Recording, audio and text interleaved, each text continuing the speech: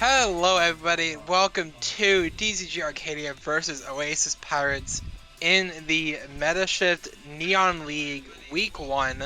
We are having more of a relaxed stream. I am joined with Alyssa the Siren. Alyssa, how you doing tonight? I'm doing good. How are you? I'm alright, looking forward to see what Arcadia can do after a strong split last split, but a disappointing finish, talking from first-hand experience. But we are in the first round of bands going through. We have Yasuo, Jarvan, and one more coming off from Arcadia, and Zach, Wukong, and Gangplank all taken away from the side by the side of Oasis Pirates. I'm actually kind of surprised though, since the jungler's name is Grave News, why Graves wasn't taken off the bench at all. But who knows? The thing is, like, from talking to him, he doesn't actually play it as much anymore, despite the name. Despite the name. Shameful. Shameful. Yeah, in the past couple of weeks, we've seen a really high priority in Sivir in both amateur and in professional play. The sheer amount of damage that character's able to put out now that crits the default build is crazy. A Yeah. Mumu, I always love a Mumu supports. You don't think it'll be in a Mumu jungle?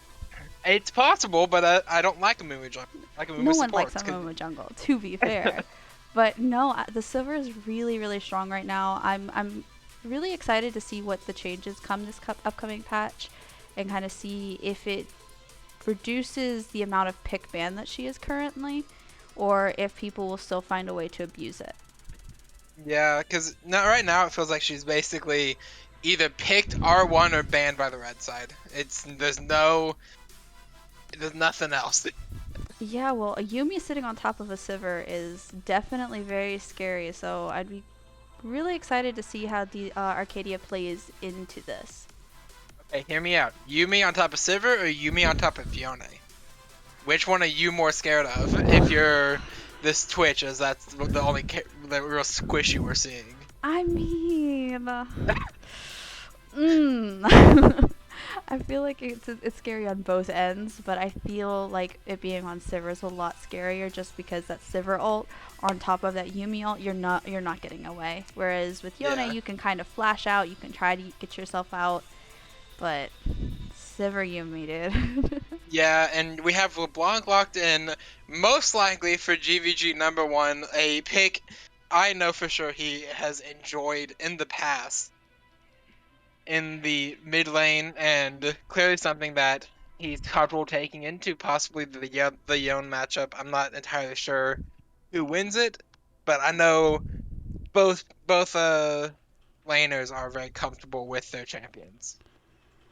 Yeah, I think it's really interesting to see that Oasis Pirates is strictly only focusing their bans kind of, it looks like, more on the top side. Even though that we can kind of probably assume that jungle's still available as well, where they could flex the Amumu. But like you said, no one really cares for Amumu jungle. Yeah, Um, we have Shin locked in, which, hey, River Shin is still an option. And Nara and Poppy's being hovered, Nara's locked in. Diana's gonna be actually there to replace the Poppy. So a very wombo heavy fight from the side of Oasis, and a more pick oriented comp so far for Arcadia. So let's see what they plan to round out with. Most likely a jungle pick, but as we've both learned from watching Elysium games, we know not to count our chickens before they hatch. yeah, anyone can go really anywhere at this point. Viego. The champion everybody loves and hates. He's the Yasuo effect 2.0. Yeah, that Viego kind of. I know Grave News loves playing it. I know it's kind of like his favorite champion right now. So it is. I'm very excited to see him play this champion tonight for his first game within MetaShift. Yeah, I'm excited to see him play it for his first game, and it really does kind of help round out the comp because Viego wants to be getting resets throughout, like at the beginning of a fight, and Arcadia wants to pick one person off before, like, right at the beginning of fight. So the entire team is really built around helping out this Viego get his resets off and be able to steamroll these fights. Yeah, I'm really interested to see though, cause like I'm assuming their whole comp is gonna be based off of protecting Twitch, right? The Shen alt. It's most likely protecting Twitch or Viego resets. They have kind of both of those options they can kind of steer towards throughout the game. Yeah, I can see right now that Shen just constantly trying to ult bot and trying to get the Twitch more ahead and putting the Sivir more into the ground. Yeah, definitely. And I mean, if you are Grave News here, you're thinking you need to keep the server shut down because she will very quickly run over this game if even just left to farm without gaining any particular advantage skill wise.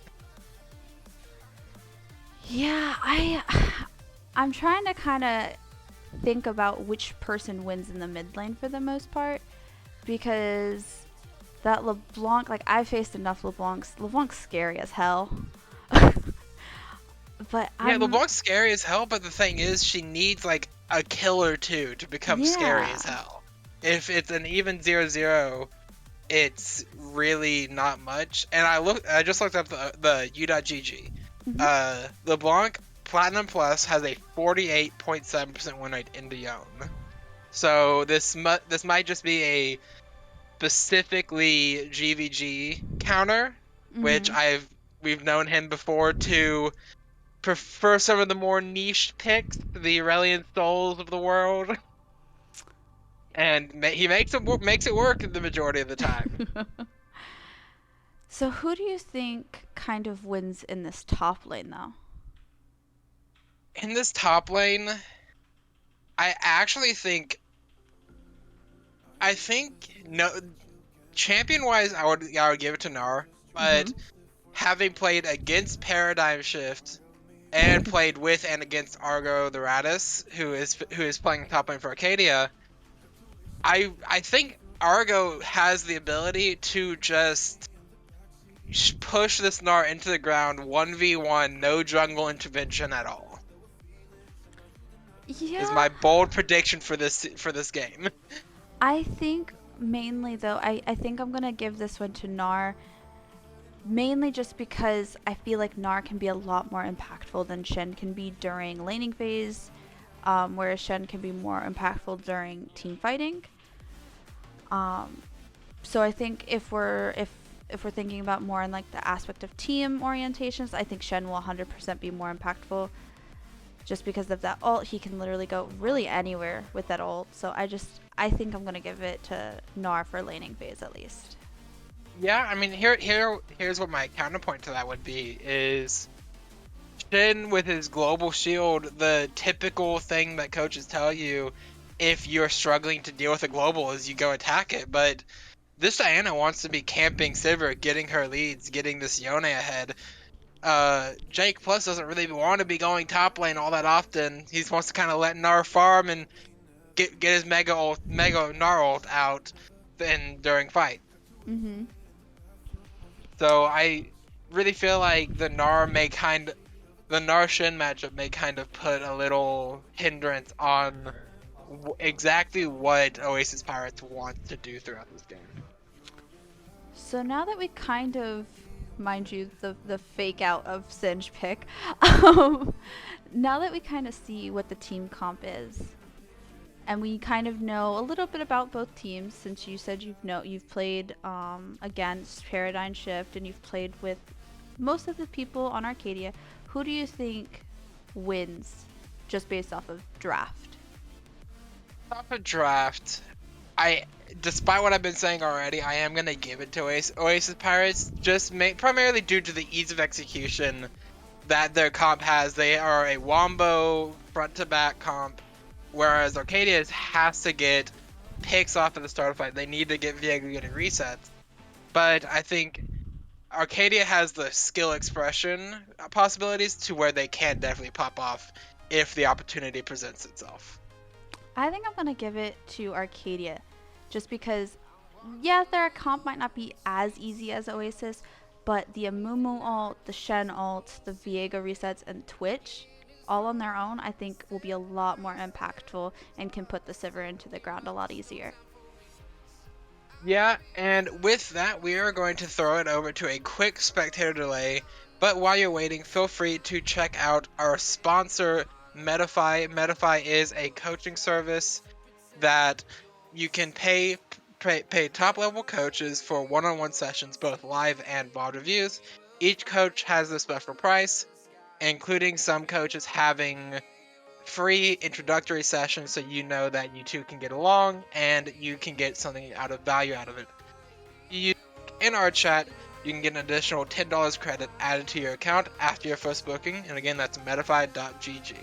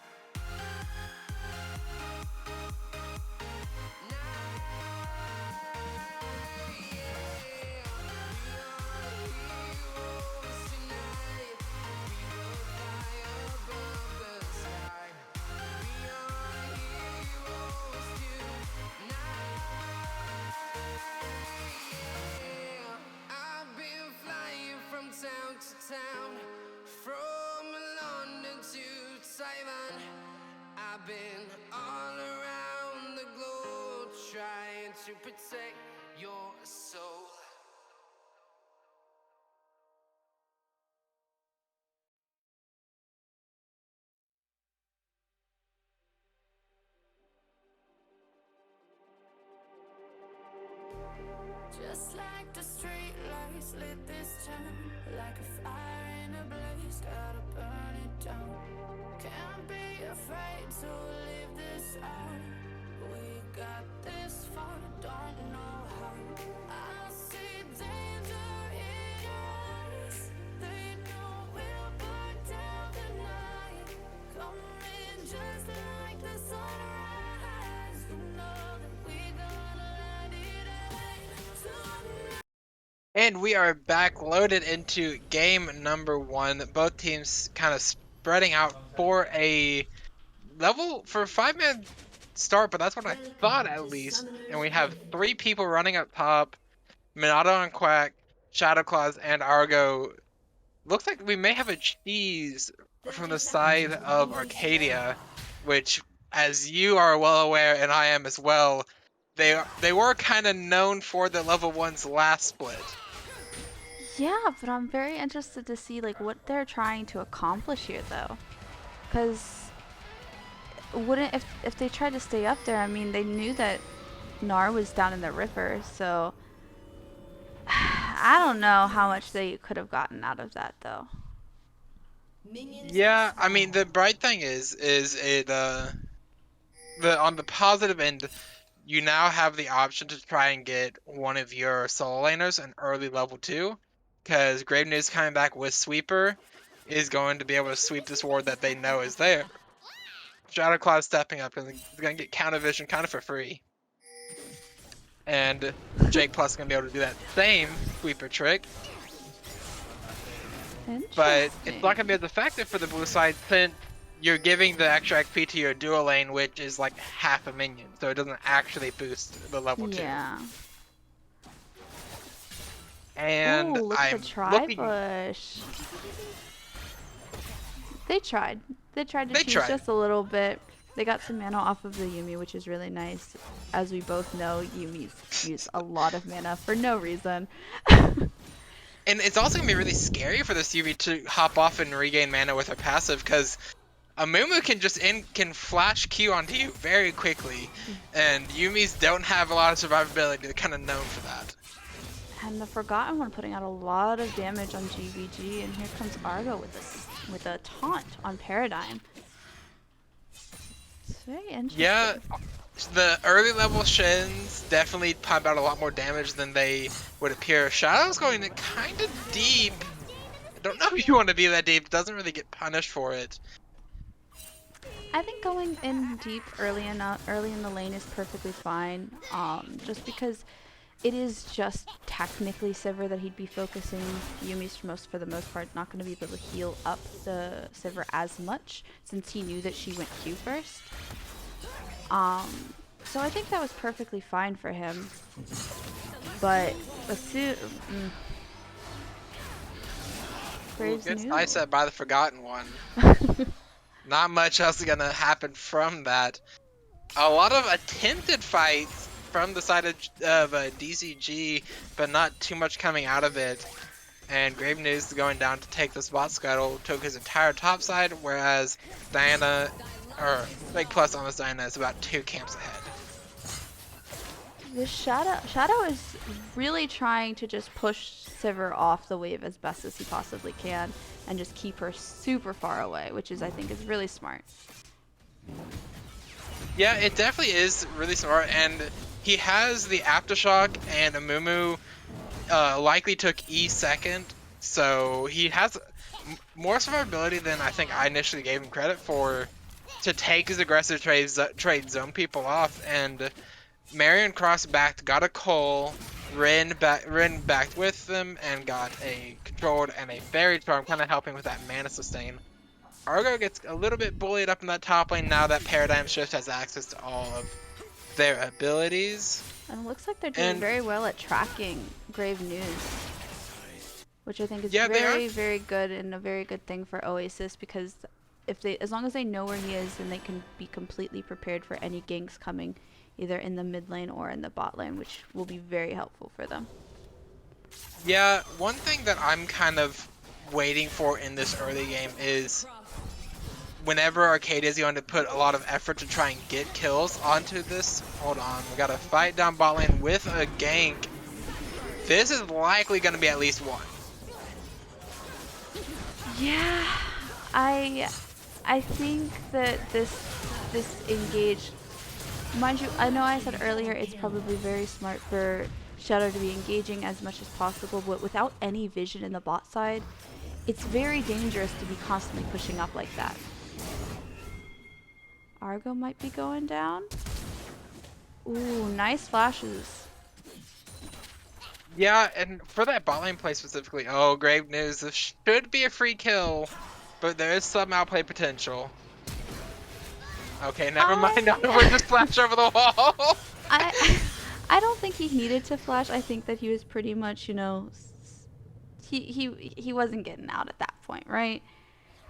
Yeah, but you also do have to kind of understand that one of the things that a jungler really needs to do is keep up their tempo with clearing camps, and this Narc could have very easily just done the dance around alcove.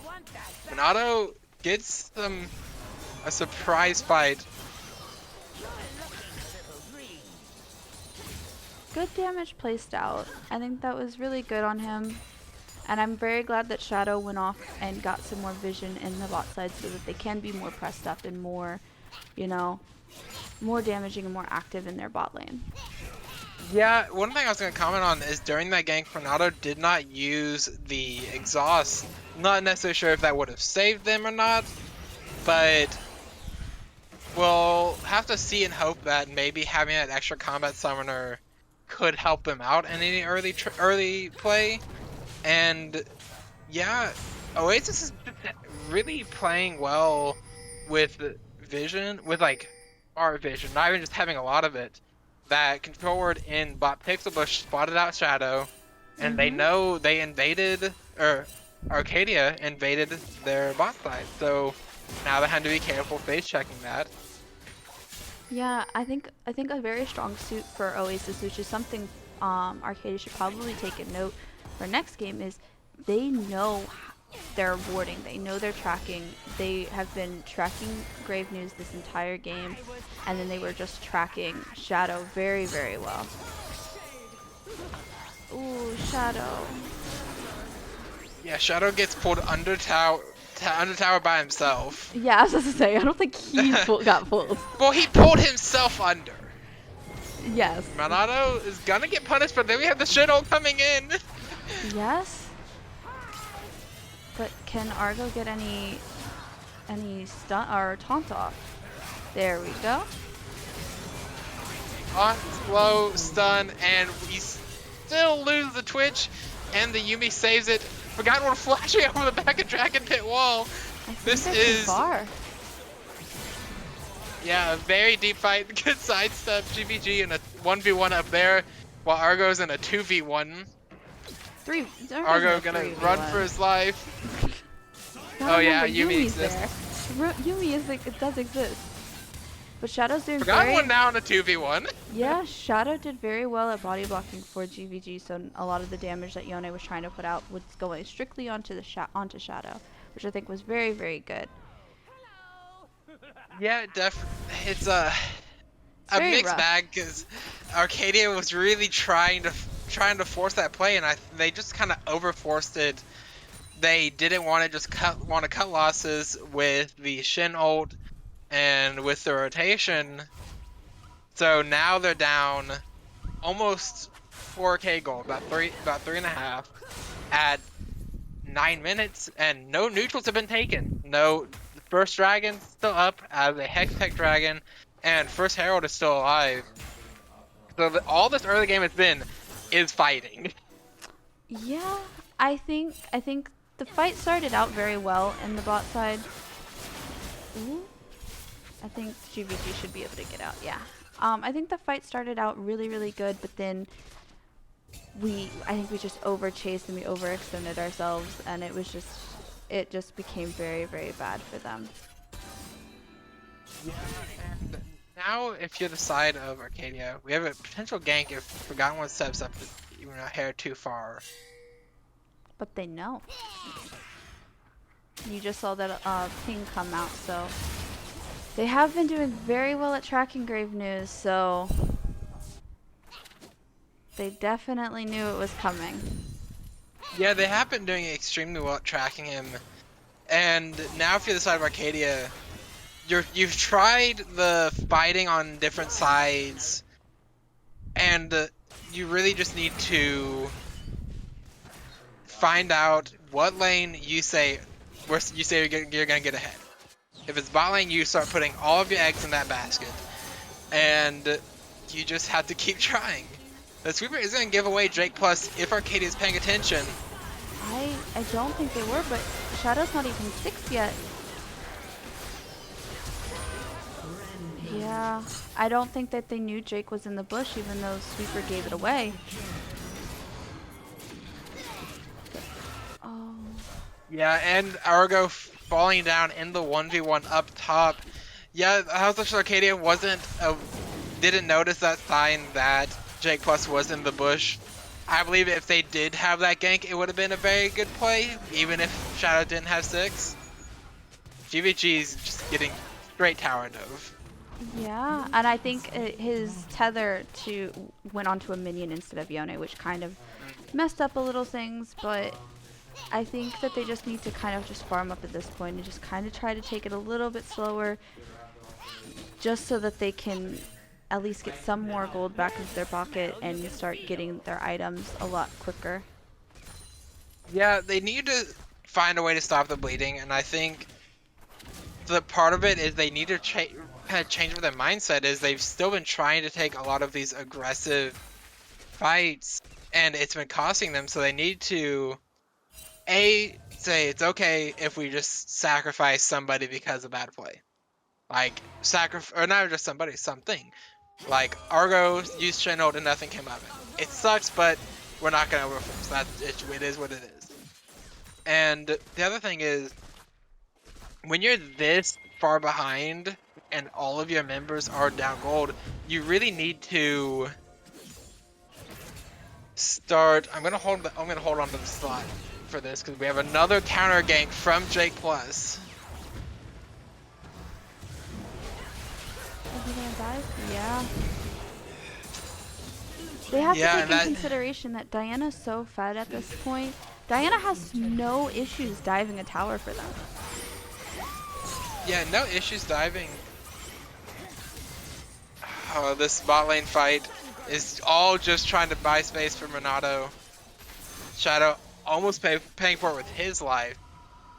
I mean, at least they both got out. Able to barely scrape away.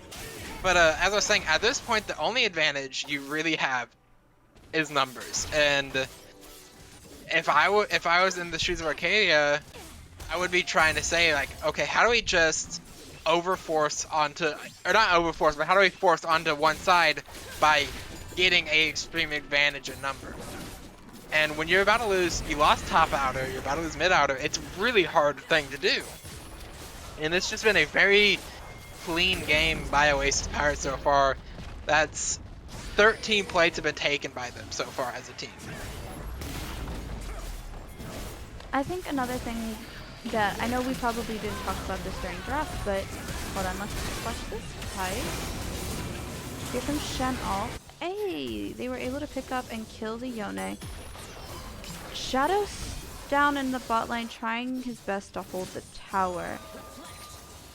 But I think this one he should just give and walk away from.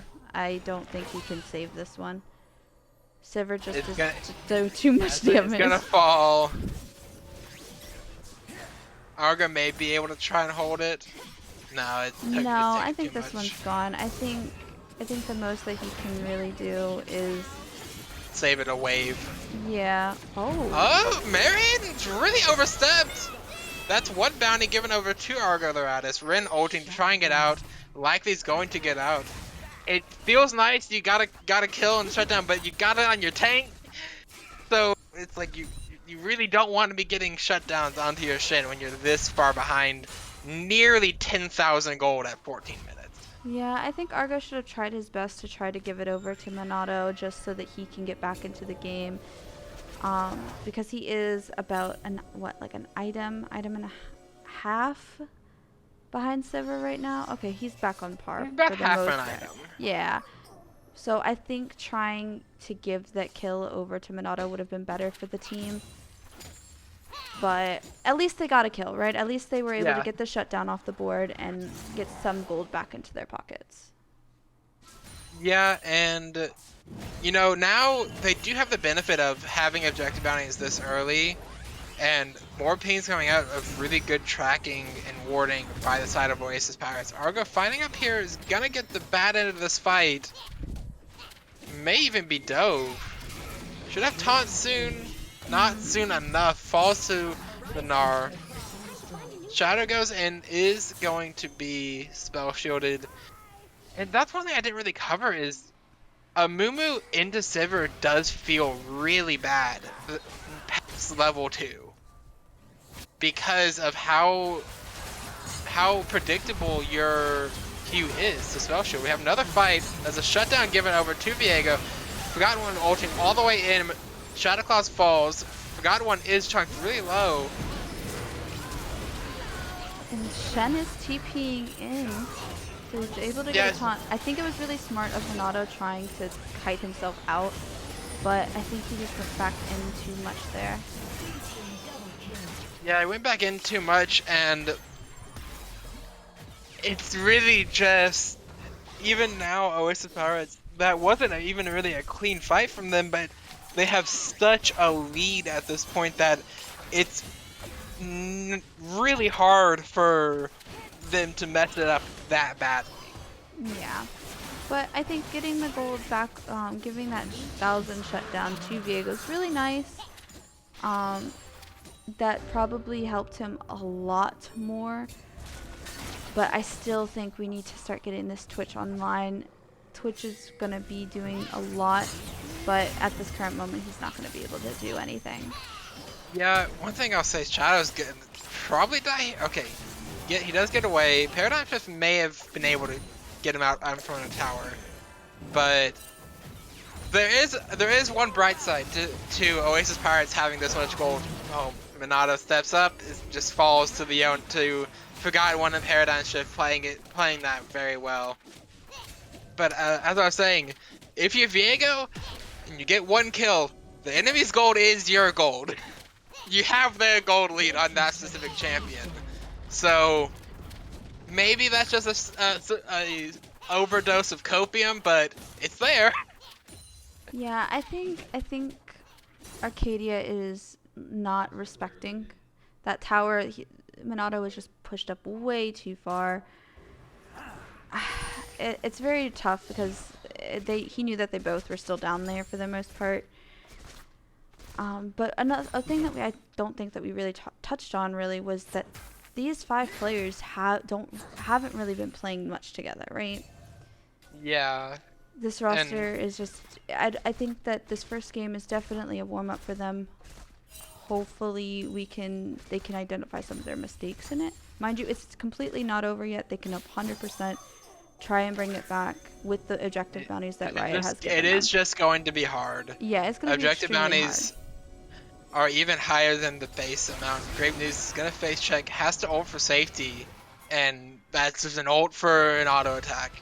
And it's not even a misplay for the side of Grave News other than pathing into no vision. Because Diana was one ult away from killing.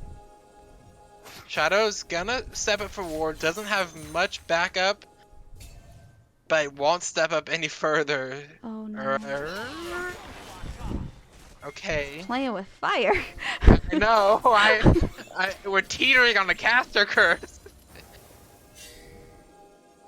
So for the side of Oasis Pirates, they are okay. And Really good Gnar.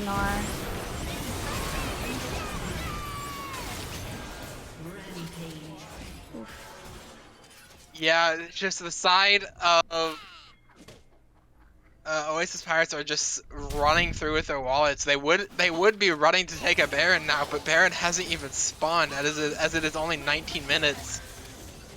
And this mid tower is gonna fall at least. So I kind of want to look at the map just really quick. If you look, Arcadia has 4 control wards, but they're all on the bot side. When that objective's not up for, at the time, not up for another 2 minutes. Yeah, So they need to move their vision. There. Yeah. They're sitting on a lot of control wards. 4 out of the 5 members are sitting on at least one control ward. Grave News is going in for kind of a desperation play, but not much is going to come of it other than half his health bar falling down. But the awkward position is when you're pushed this far back that you can't even go into your own jungle, you don't have that many places you can place your control wards. Yeah. Because they are barely able to sweep their own jungle, yet alone like protect and fight over control vision. Yeah, the only reason I was bringing it up was because that last big fight that they had was in the topside jungle that they had absolutely no vision in. So, in my opinion, they shouldn't have been walking in it just because they could not see anyone. They didn't have any vision there. Yeah, and one thing I'm really not liking is this entire game, it's been Arcadia just trying to fight. They need to just be admitting, like, we are down 16k at this point. We have no chance of fighting, and we just need to do a cross map. Like, you just get ran down at this point by Sivir, by Gnar. Just go top lane and start taking tower bounties. Yeah, I think their goal at this point is give the Drake, give give at least the next one for right now. Let Shen keep split pushing for the most part. Yeah, and Nars TPing just to save this top tower, and that's my problem is Arcadia hasn't really been implementing a lot of cross map plays, Mm-mm. and they're just growing their own deficit now down 16k while Graze is trying to fight a 2v1, having to ult out, and then Shen ult. I think they're trying really hard to make something happen here, and they're not fighting together. They're just kind of one by one going in, which is not working out in their favor. Their whole aspect is to kind of ult together with Yeah, the Shen ult and Mumu ult. and I mean now it does feel kind of just like desperation, trying to get something out of nothing, Yeah. and I mean that is what it is. You're down uh 19k at this point. This tower is about to fall, giving even more gold over to Oasis Pirates. And you're facing a 3-star at 22 minutes. You just need to pick a side to fight where you have numbers advantage.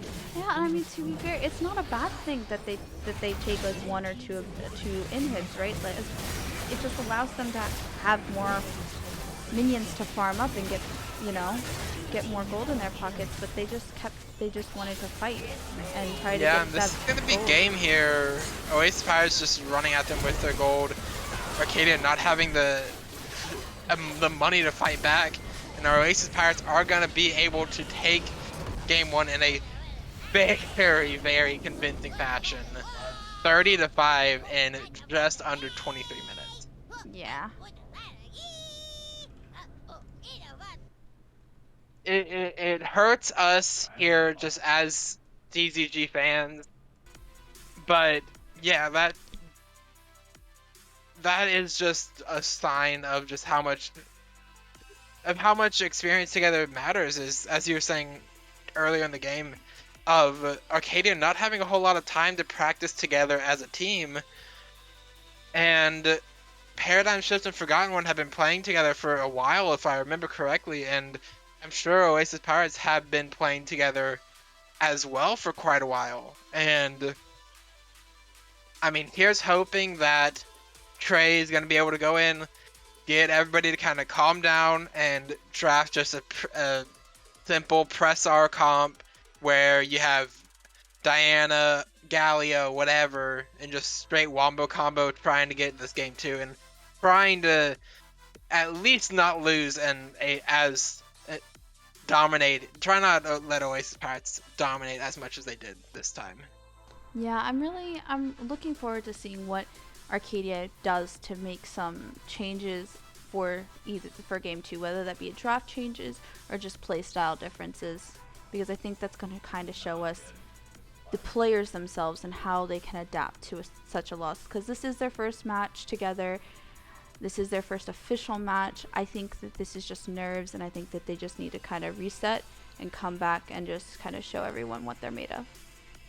Yeah, definitely. And with that, we are going to throw it over to a quick break.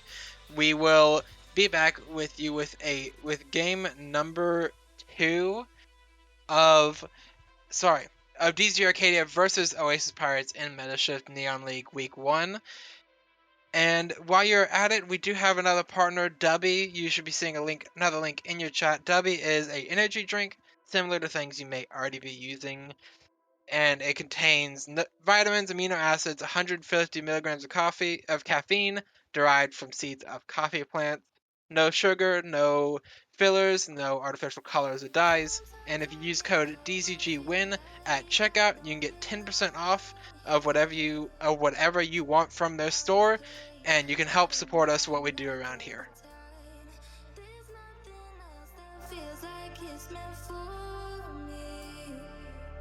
But I've got a sweet escape under bright light. Illuminate my face under bright light. It's shining down on us under bright light.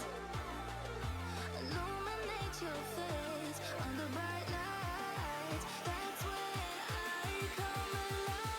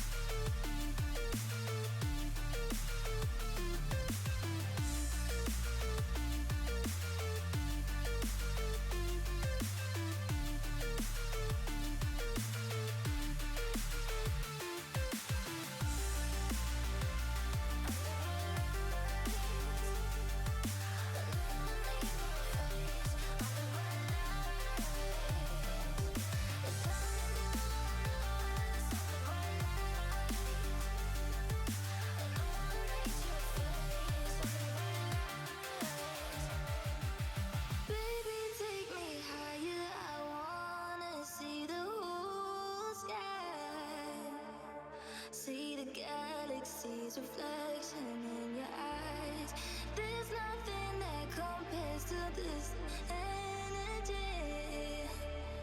I've got a sweet escape. Under bright lights, illuminate my face. Under bright lights, they're shining down on us. Under bright lights, illuminate your face. Under bright lights, that's when I come alive.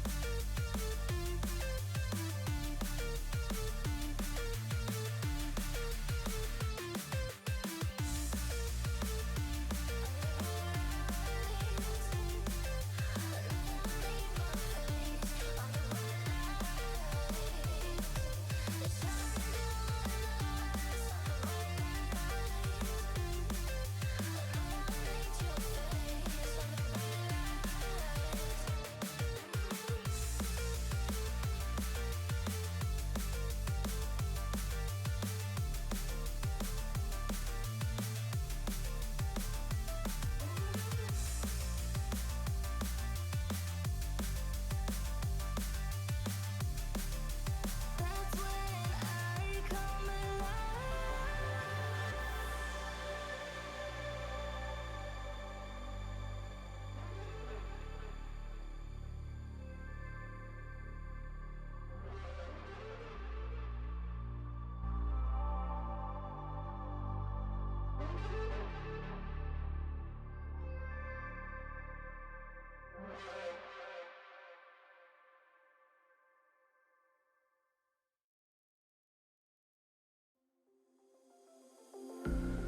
I'm all the sins that you can't confess. I'm just your ghost if we're not undressed. A part of me wish that we never met, but you act like we never. Got too wasted in the bathroom of your parents' house. Then you kissed me in the backseat of a taxi ride. And we said things that were cheesy, but we meant them. There were feelings, and now you deny it.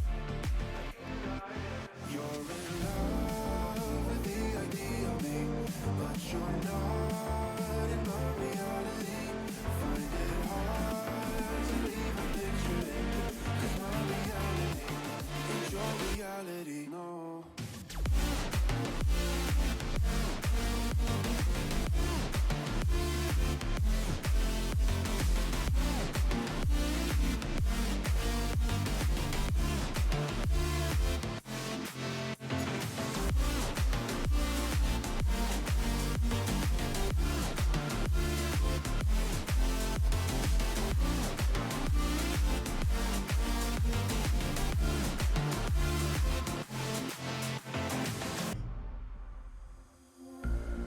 I'm all the sins that you can't confess.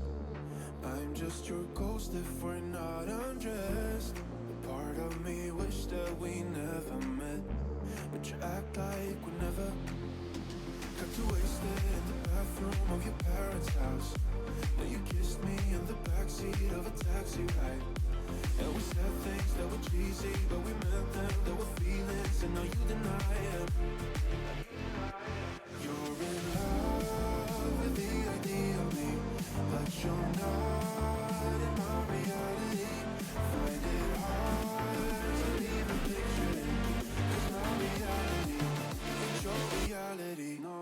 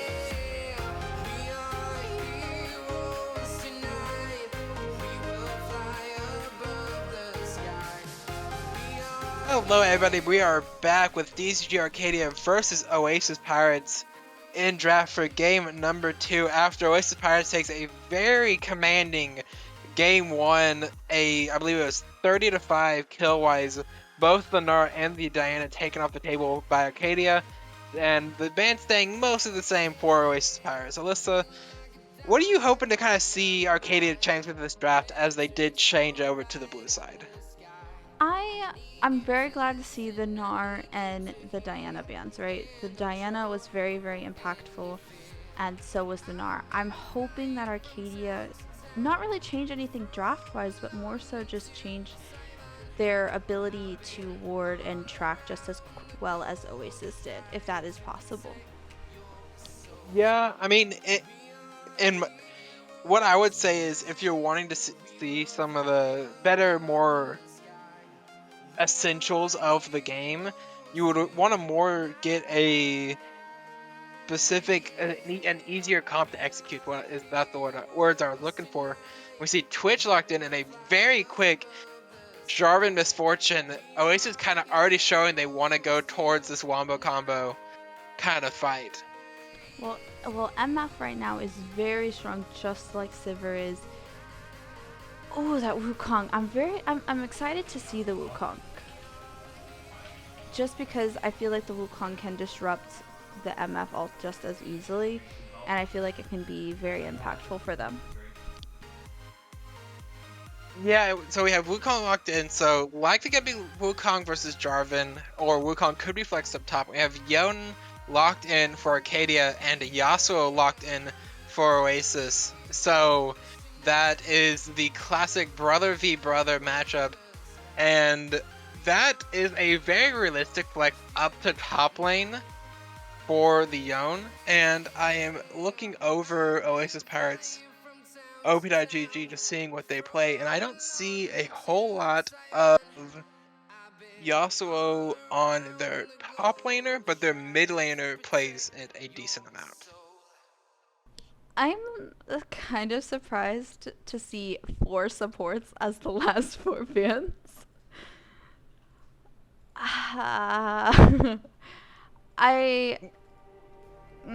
don't know. Well, it makes sense because Renata and Yuumi aren't amazing with Misfortune, and you also don't, for the side of Arcadia, you don't want to be giving over engaged champions like Nautilus, like Rakan, with a wombo fight of Jarvan and Yasuo. And we have Zeri locked in, which, as I'm sure me and you have seen, is a very possible mid pick with the Twitch locked in as well.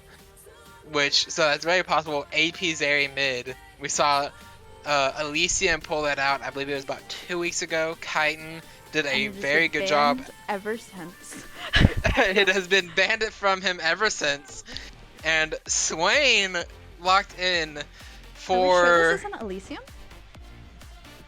We'll have to check and make sure they didn't do an illegal substitution, because this looks very similar second round as an Elysium draft. Because there's so many flexes. Yeah, you have Swain flexible, Yone flexible, Wukong. I think I know where everything's going on Arcadia, but I'm not entirely sure. This is gonna be the last lock-in, which may dissuade Arcadia from wanting to go to the Zeri mid, but they may not have an option depending on other players' comfortabilities. Yeah, I am really interested. I'm assuming that would be Yasuo on the top side and Fizz mid, just because I don't think Fizz can work too well in the top lane. Yeah, my assumption is, and while we are getting into client draft, it is a Yone top for Arcadia, Wukong jungle, Zeri mid, Twitch Swain bot, and for Oasis it'll be Yasuo top, Jarvan jungle, Fizz mid, Misfortune Seraphine bot. I like the Misfortune Seraphine, but we've also seen this Swain support just be very deadly. So, I don't know. I think there is a lot of flexes that can leave Oasis Pirates questioning life. And that is a Fizz locked in top lane. Who's playing it? Because they could also lane swap back. Exactly. They do Because have Paradigm Shift was a mid laner before he became a top laner this most recent split. So we still don't fully know. And yeah, GVG gonna be piloting that Zeri. Yeah, they could be role swap. They could champion swap. It's very interesting. Want to make our job very hard, apparently. Yeah, they just want to make it harder on us. It's cool. I get it. So, I mean, I think we're in agreement as to why the Yasuo should not be laning against Zeri. Mainly range, and I do not believe his win wall blocks Zeri's W whenever it's like in the empowered zap form. Which is like a key component of AP Zeri. I can't confirm that. Let me go message Chitin really quick. But no, I honestly never seen this matchup, so I can't speak too much on it. But I do think the bot lanes will be very interesting to see in the early game of who kind of gets ahead on it. Definitely is gonna be a really interesting early game, and I'm really happy seeing this, like, the kind of mid-draft adaptation Rin hovering the Singed again, then locks into Seraphine. But the adaptation from going from the Twitch early, instantly seeing Oasis wanting to go to a Wombo, and you start locking in these champions that you don't really want to be in melee range of. You don't want to be in melee range of a late game AP's area, Swain, a Wukong, and basically you don't want to be in melee range of everybody except Twitch. I think it's going to be very fun to watch the Yone ult and then Wukong and Zeri all ults on top together. I think that would be very fun to watch. Yeah, and I am going to like applaud Trey for giving Arcadia a lot more simpler of a draft. This is a lot more straightforward than trying to get resets for Viego last game. And this isn't just them beating their head against the wall saying that last game was a fluke, and they're actually making changes to try and adapt to that. Yeah. And as we load in Spectator Lane, Alyssa, do you have any final comments for us? I just kind of want to watch this Fizz. I just want to watch the Fizz top lane. Alright, well, we will be throwing it over to a quick spectator delay, everybody, and we will see you on the other side for game number 2.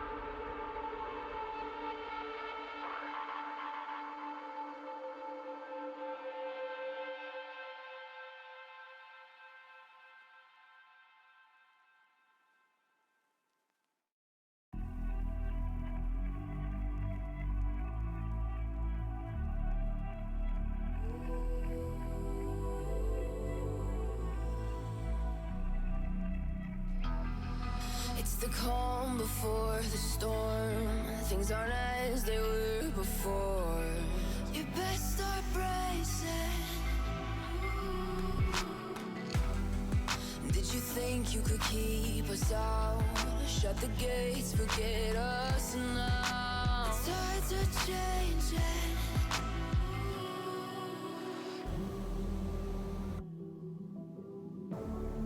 Can you hear the sound? Can't stop us now. We're not back in town, know what we're doing. Things are about to change, it's evolution. Voices shake the ground, you feel it moving. We're the revolution. Can you hear the sound?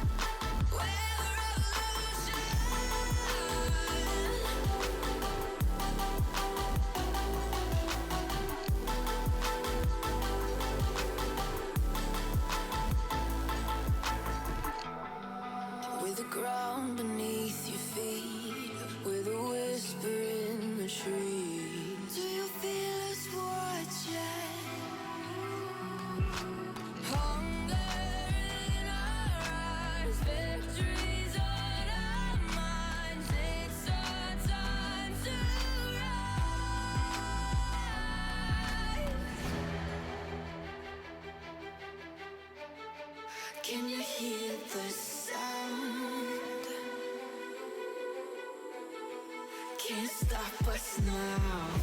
We're not back in town, know what we're doing. Things are about to change, it's evolution.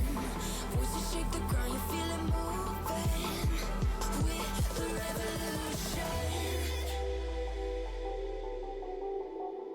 Can you hear the sound? We're the revolution.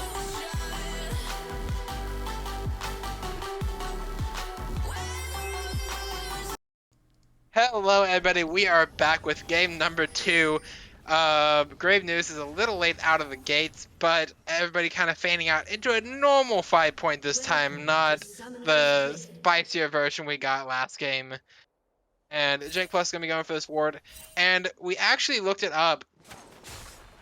So for the Zeri W versus Yasuo Windwall, Jake Plus is going to be able to step up, get some vision, and I believe GVG did see them. Grave News steps up, gonna trade vision and get caught, but not much coming out of it. I'd say a little early. Ooh. Good job. 5 health Shadow. and 40 gold. 40 gold. We take the 40 gold. Actually, no, it's 20 gold because it's just one ability. Anyways. I disagree. Anyways, the Zeri W gets Windwalled at its base form, as I'm sure everybody kind of expected. But if it hits terrain beforehand and becomes empowered, it is no longer a projectile and therefore is not stopped by Windwall. I do also want to notate that Fizz is not top, so he has disappointed me and gone mid, sadly. I wanted to watch the Fizz top lane. Yes, and so all that conversation was pointless because there's no Windwall versus Zeri early on. I'm so sad now. Forgotten One, you have disappointed me. My feelings are hurt now. Yeah, and the brothers already taken the early skirmish, and there are 3 swords in this lane and 2 men. There are more swords than there are men up there. That is my interesting color commentary for that lane. I'm excited to see Shadow is stepping up again like he did in the last game. I just hope he has more restrictions this time coming around, just because he can't really pull himself into danger this time, right? He can only pull them into him. That's gonna hit. The Glacial's gonna go down, slowing down Rin. Gonna take a little bit of extra damage, not too much. And the concern you have for the Seraphine and F lane is if they are synchronized well enough, the sheer amount of CC that this lane can apply with 2 abilities. That he barely misses. And both junglers kind of avoiding each other. And Grave News is gonna actually avoid the river ward. So he's gonna path the long way around, going for this gank up top towards Forgotten One. GVG in a fight mid lane.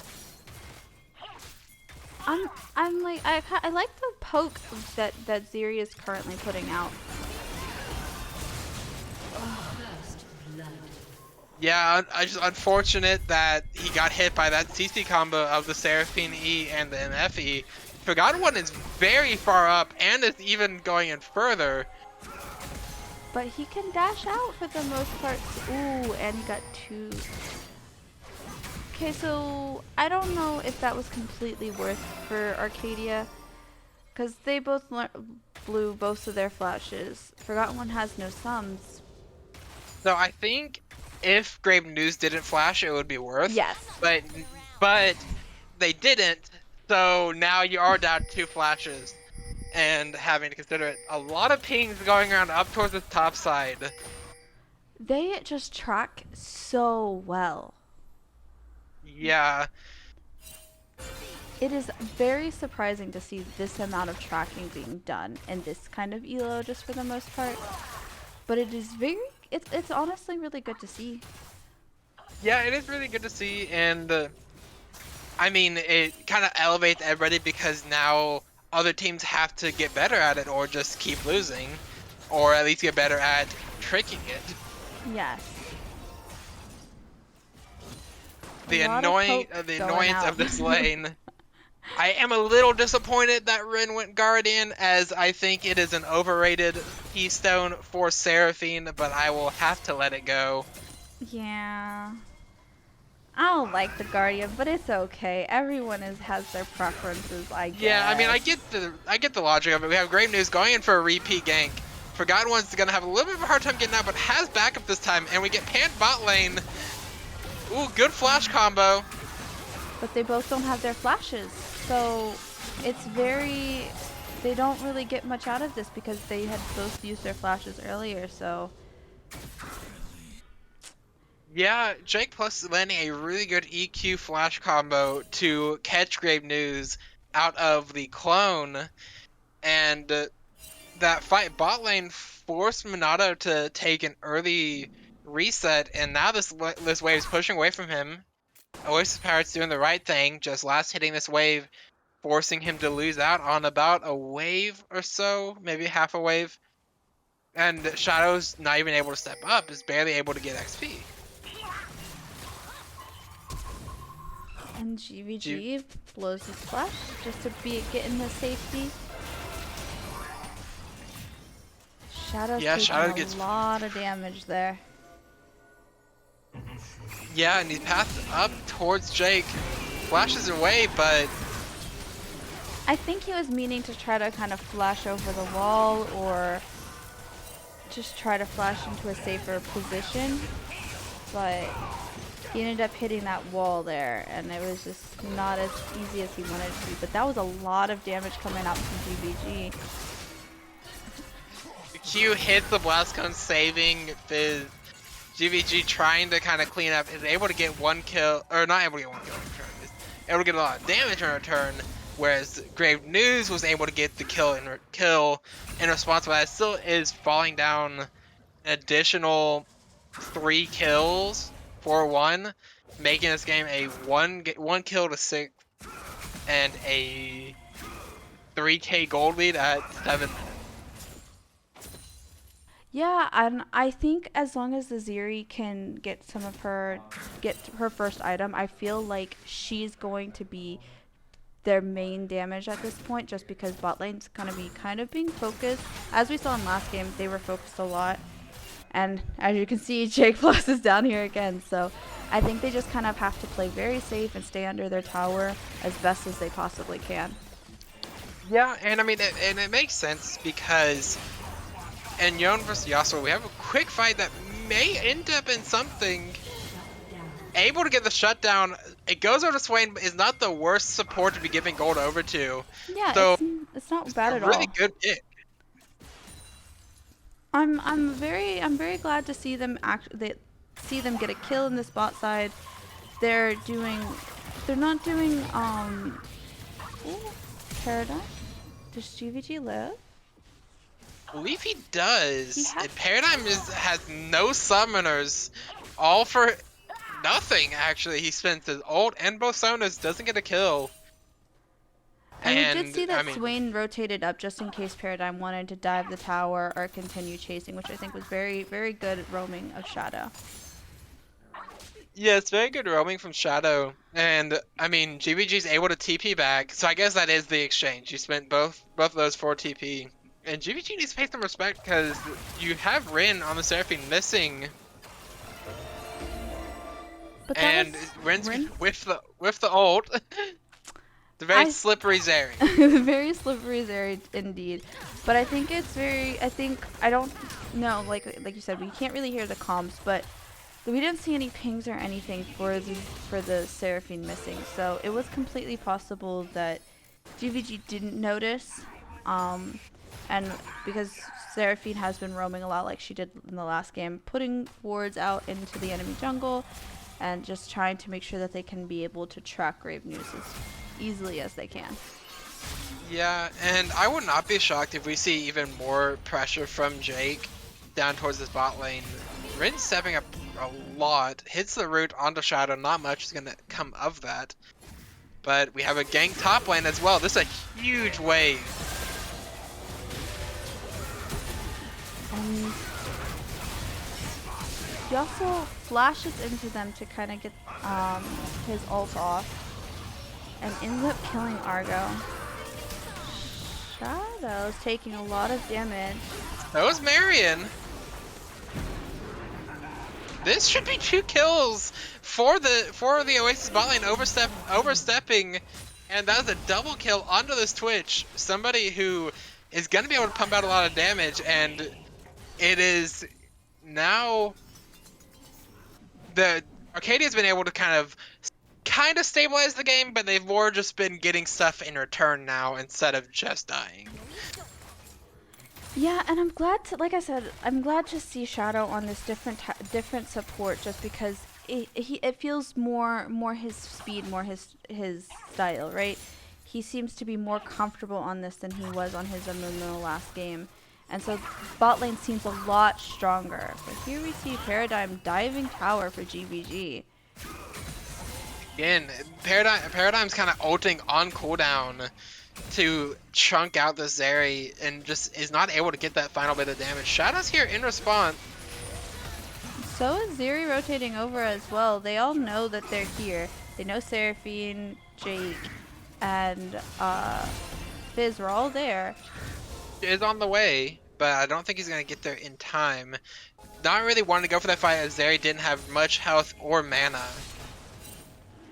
And Jake Plush is going to EQ over the wall. It's going to hit the control word, but not much to follow to punish that. Arcadia tries to punish Marion, but it's gonna have doesn't have to flash. I don't know if we should have been stepping up there though. When we know that Jake is down there clearing wards on Dragon, I think we just that may just been a case of tunnel visioning. Another thing is I don't like the fact that he used a stopwatch in a situation where you were very clearly going to die.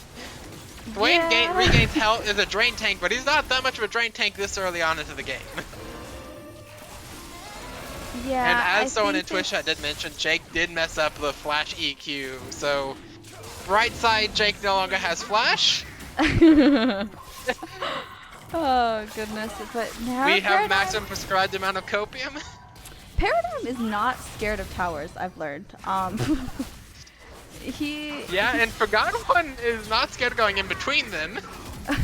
Crazy's able to pick up Shadows 1v1ing Forgotten One. Not to much success.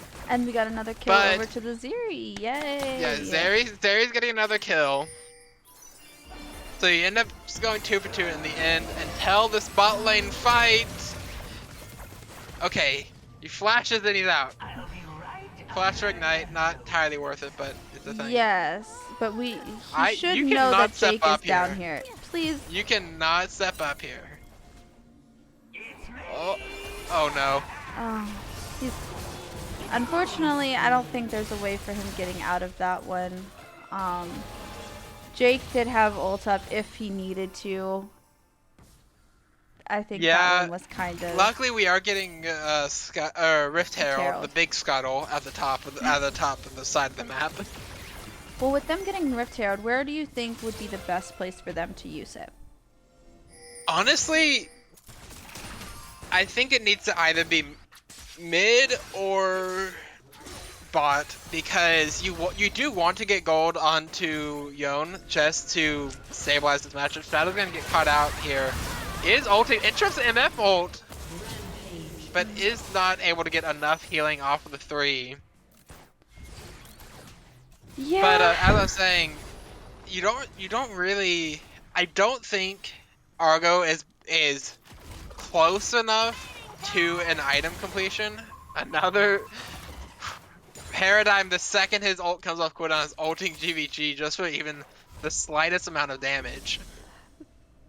Yeah, I don't think Argo's close enough that 2-3 plays is gonna help him, especially when they're split. But if you can help accelerate this Zeri to her 2-3 item power spike, and if you could help accelerate this Twitch to his second item, this becomes a lot more of a game where you have the ability to poke, you have the ability to rotate while invisible. Argo's gonna get caught out here. And just has to ult, but gets interrupted. Oh, okay. Little bit of BM, having to drop the ignite. Shadow's caught out. He's kiting up to Paradise Ship, but he doesn't recognize it. Minata, 2 separate 1v2s. Yeah, I think it's been really. GVG. Ooh. All right, so we have the Seraphine ult down. GVG did use his little His ult to get a lot more damage done.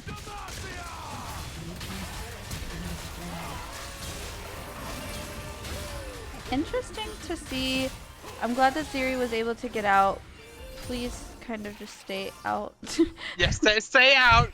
You Stay got out. out, now stay out. Yeah, please don't go back in. But yes, I'm glad that we got it. We shut that. We killed the Fizz, got him out of the way. But I think I think using the Rift Herald probably mid is probably gonna be the best option, best course of action for them. Just to kind of extend the lane and allow release the Ziri from her mid lane and just kind of let her roam a lot more easily.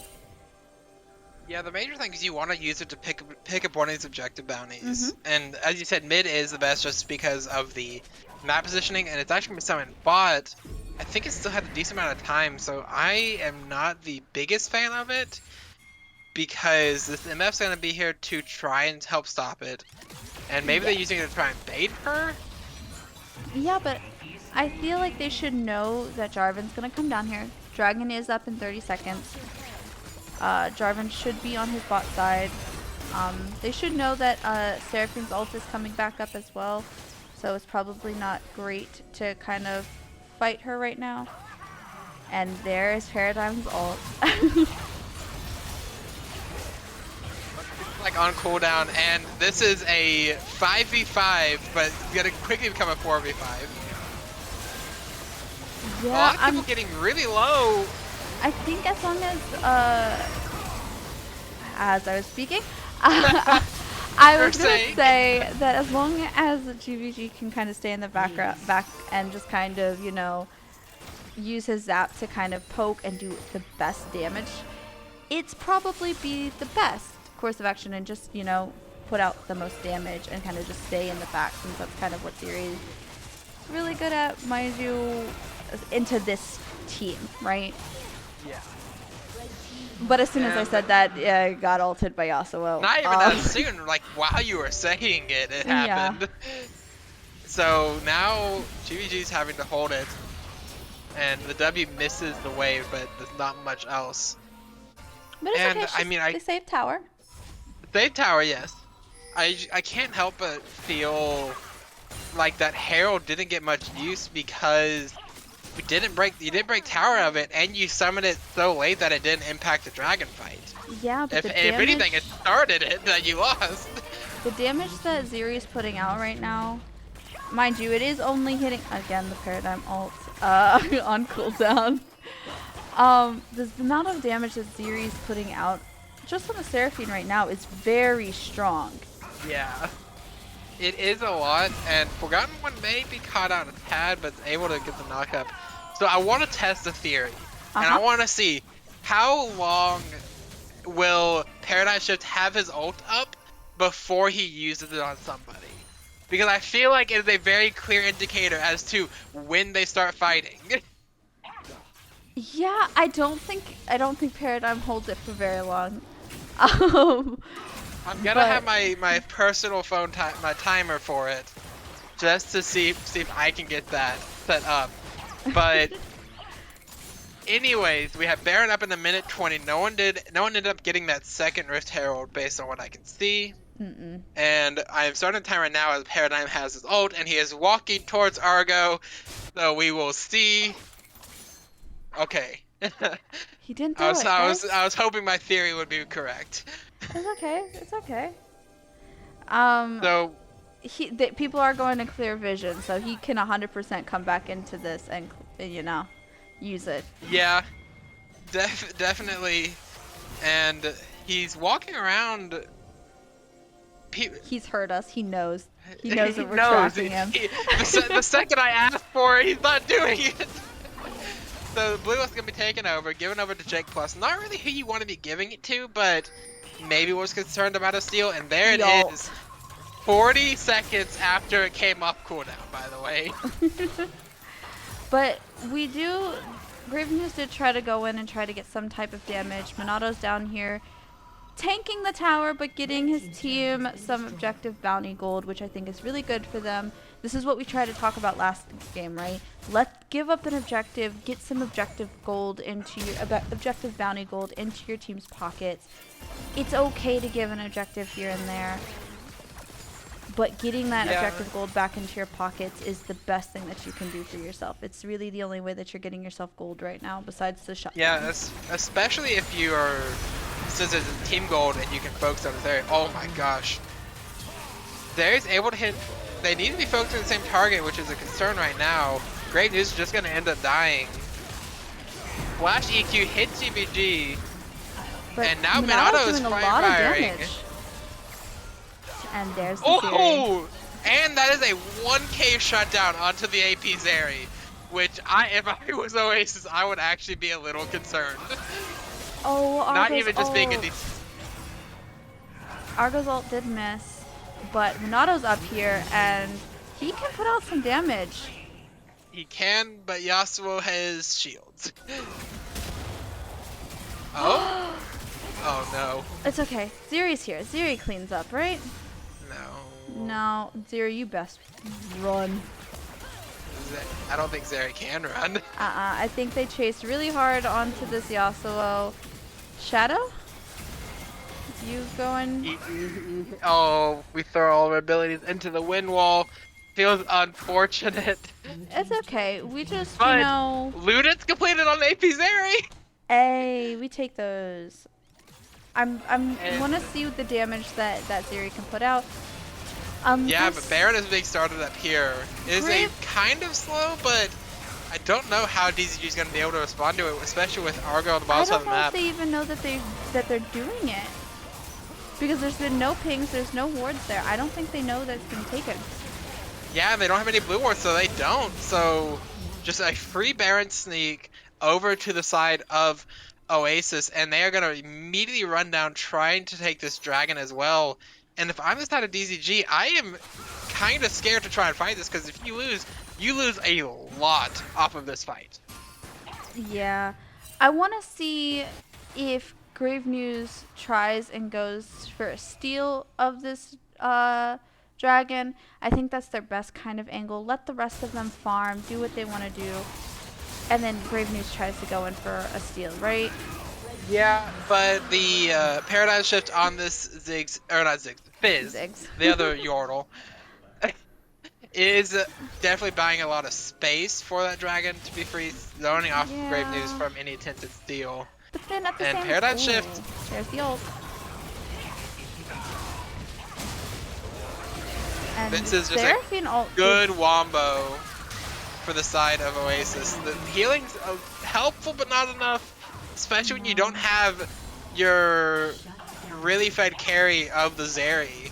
And now you're losing mid and Hib. Likely at least one tower. Argo, we didn't see it on this, but Argo was able to get the 1v1 kill, killing off Marion Cross on this Misfortune. And I'm not sure, this is a 2v4, and Arcadia needs to find some way to defend it. Yeah, I think Minato can do a lot of Oh. damage. Same with the Zeri. I think those are the two carries. Those are the two people that Arcadia needs to keep putting their gold into and keep protecting, right? If they can protect those two people, I feel like they can win any fight at this point. Oh, Shadow caught looking elsewhere, dies to paradigm shifts. Oh, that was left just kind of zoning him off. That just feels so unfortunate. I'm not sure if he was just looking somewhere else or he didn't see it. But ends up falling to that. Another kill goes with Azeri, but that is 3 towers taken and a mid inhibitor and a very low Nexus tower trying to hold it up. Yeah, and as we can see here, top and jungle are basically about 4k ahead. Yeah. Yeah. The majority of the lead of over 12,000 gold. And So Seraphine. here's the bright side. There's the bright side. There's the bright side.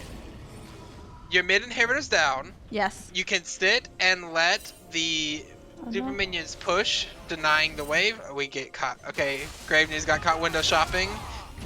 Has to flash in response to the ult, but is able to get out. But so as I was saying, you have 2.5 minutes ish until the next neutral objective. That being Soul for Oasis. You can just let the super minions put the minions to waste and try and get some extra CS. Ooh, that feels so unfortunate. DVG misses the ult due to vulnerability. Paradigm just goes golden and jumps away. Able to get the shutdown over to Argo. Grave News. Argo misses the ult. Forgotten One. Blast comes back over. Grave News still chasing him down. Well, I mean, 1-for-1. It's not bad where when you're sitting at the position that Arcadia is in. Yeah, But and like I said, Twitch and Zeri are both still alive. They can burst most of these people. The only person that I haven't seen them fully burst yet is the Jarvan, right? But yeah, for the most part, they can burst any of them because they're all very squishy right now. yeah, really good interrupt. Jake plus being ran down. Seraphine ult hit 2. Ooh, that's But a really clean Yasuo movement. Zeri is still alive. There is still alive, and so is Twitch, but they don't have a front line to stand behind. It's gonna be really hard. Forgotten One getting a quadra kill. Gonna be going for the penta. GVG gets hit by the Q. Seraphine steals the ace. Yasuo jumps into the fountain out of sadness and regret of not getting the penta. And that is going to be game number 2 and the match going over to Oasis Pirates. Yeah, and I think that Arcadia showed a lot more promise in this game, right? They improved a lot. They did show a lot more this game. Yeah, they definitely did improve a lot, and I mean, if they improved this much in a 15-minute break between games, just imagine how much spending an actual week of playing together, practicing, and getting team cohesion, how much that can actually improve and get you into these games that are a lot closer. You know how to capitalize off of the mistakes that are being caused, and a lot of promise. But for the side of Oasis Pirates, just a really, this game wasn't as clean as game 1. There were some mistakes that Arcadia was able to punish, but not punish, but capitalize on at the time. But you're able to get the win. You showed some very strong possibilities, ways you can move your team around, and that you have a lot of things. And I mean, my very early prediction is that Oasis is gonna be a playoff contender based on if they show what I saw tonight, if they show that every week. Yeah, Oasis Pirates showed a lot of good things tonight. They're tracking on the jungle, they're warding, everything that during like the beginning of the game, the pre-15 minutes was beautiful. Like that, they did very, very well, and I think that they will definitely be playoff contenders that people need to watch out for. Yeah, well, that does mark it here. That was a best of 3. Oasis Pirates taking both games in, both game 1 and game number 2. So, from everybody here, me, Alyssa, and everybody behind the scenes who helps us out, we appreciate you coming out, and we will see you next week. See you guys next week. You know that there's no room for doubt.